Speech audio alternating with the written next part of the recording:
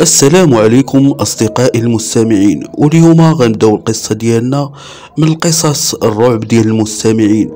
وهاد المرة غتكون القصة ديالنا مختلفة على القصص اللي سمعنا. وقبل ما ندخلوا القصة ما تنساوش ديروا واحد لايك لهذا الفيديو وتشتركوا في هذه القناة اللي كنقدموا فيها كل يوم قصة ديال شخص كيعاود القصة ديال الرعب اللي وقعات ليه. وعلاش لا، الا كانت عندكم شي قصة ديال الرعب تتوما كتبوها في التعاليق ولا صيفطوها في الخاص. ودابا ندخلوا القصة.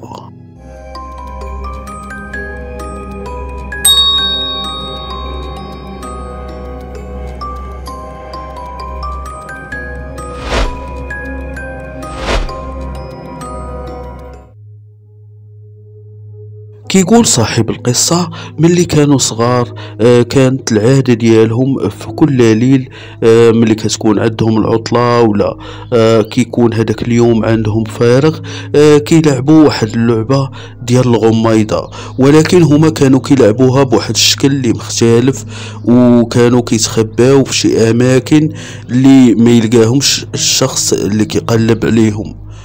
وفي هذيك الليلة لعبوا لعبة الغميضة، وكان الشخص اللي كان كيغمض كيتسناهم حتى كيمشيو يتخباو. المهم هما مشاو كيجريو وكل واحد اختار المكان اللي غيتخبى فيه. كيقول صاحب القصة بأنه تخباو في واحد الجردة اللي قريبة من المكان اللي كيغمض فيه الشخص اللي غيقلب عليهم، ومن بعد بقاو كيتسناو الشخص اللي مغمض تيحيد من المكان اللي مغمض فيه. شوية كيقول بأنهم سمعوا واحد الغوت، وملي جاو يشوفوا الشخص اللي غوت كان صاحبهم اللي كان طالع فوق الشجرة. وملي جاو يقربوا من هذيك الشجرة كيلقاو صاحبهم معلق في السماء، وبحال شي حد شادو فوق السماء وحدا الشجرة. ما فهموش شنو غيديروا، ولكن كان كيبان ليهم صاحبهم بأنه بحال شي واحد خانقو، وعرفوا بأن الجن هو اللي غيكون كيدير بحال هاد التصرفات، حيت كانوا كيسمعوا بأن الجن ما كيبانوش ويقدروا يضربوا الواحد وما يكونوش كيبانوا. وفي هذيك اللحظة كيقول بأن صاحبهم طاح من الفوق، وكانت قريبة للعلو ماشي بزاف، وملي طاح بقى كيتركل والعينين ديالو تقلبوا. ملي مشاو لعنده بداو كيفيقوه، وفعلا الشخص فاق من هذيك الغيبوبة اللي كان فيها وناض. ومن بعد بداو كيسولوه شنو وقع وكيفاش توقع ليه هذاك الشيء.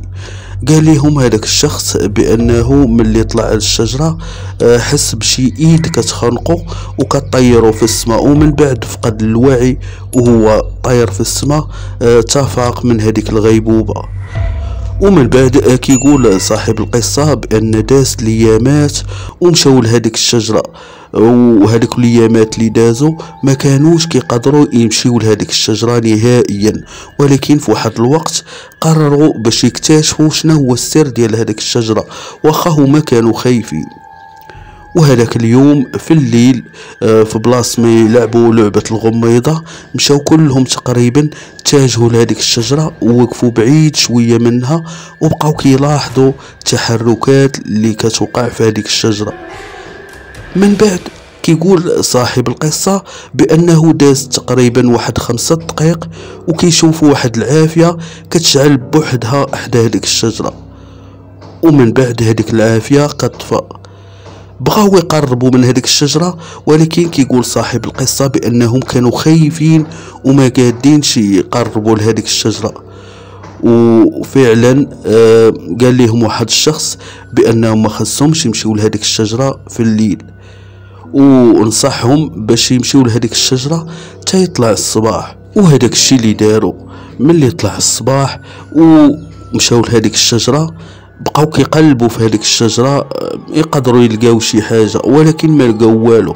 ومن بعد واحد الشخص لقى واحد الحجرة ويحركها برجليه، من بعد كيبان ليه بحال كاينه شي حفرة من مورا هذيك الحجرة. بقى كيحفر في هذيك الحفرة وكيلقى واحد الورقة وملي حل هذيك الورقة كيلقى فيها واحد الكتابات اللي غريبة.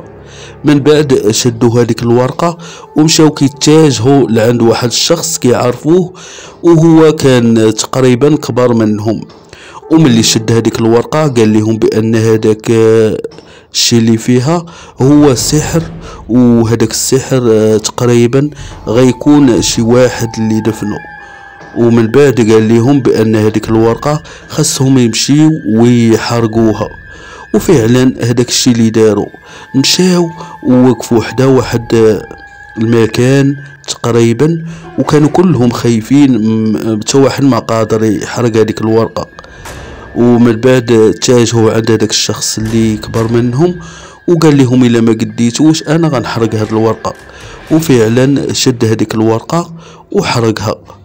وداز تقريبا واحد اليومين كما كيقول صاحب القصة، وهذاك الشخص اللي حرق الورقة وقع ليه واحد الشيء اللي غريب. كيقول صاحب القصة بأنهم سمعوا بأنه مريض، وكيقولوا بأنه ولا كيشوف شي خيالات وكيشوف شي حوايج اللي ما كيشوفهمش بنادم عادي، وكانوا كيقراو عليه القرآن باش يتشافى. ودازت ليامات وفعلا هذاك الشخص اللي كبر منهم تشافى.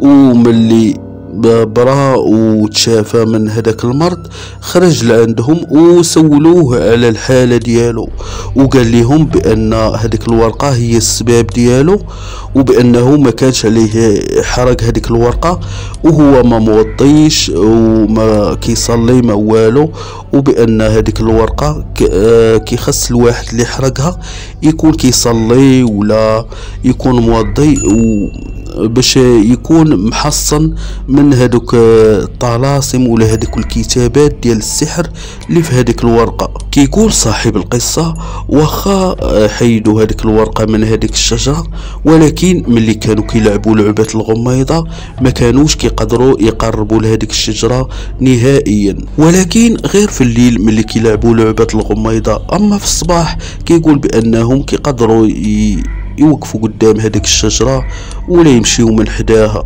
كيقول صاحب القصة واخا كبروا بقات فيهم هذيك العادة، ما كيقدروش يقربوا من هذيك الشجرة في الليل.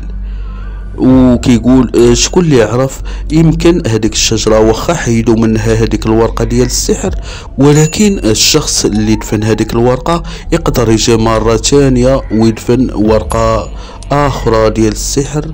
هذاك الشيء علاش ما بقاوش كيقربوا لهذيك الشجره.